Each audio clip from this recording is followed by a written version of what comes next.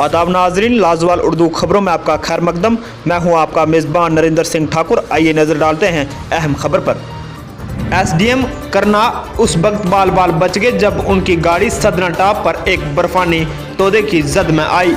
यह हादसा आज सहफर उस वक्त पेश आया जब एसडीएम करनाह डॉक्टर बिलाल मोहिउद्दीन करनाह से कुपवाड़ा की तरफ आ रहे थे कि अचानक सदना टॉप पर एक बर्फानी तोदा उनकी बोलेरो गाड़ी पर गिर आया, जिसमें एसडीएम समेत ड्राइवर और पीएसओ फंस गए। ताहम नज़दीकी आर्मी कैंप को खबर मिलते ही उन्होंने बचाव कार्रवाई शुरू कर दी और गाड़ी में सवार तमाम अफराद को बचा लिया गया।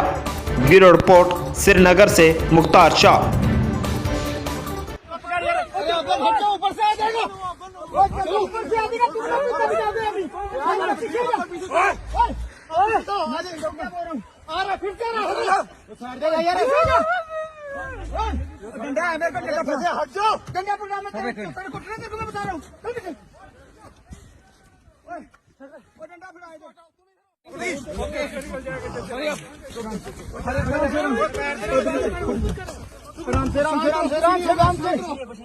कुछ नहीं होगा,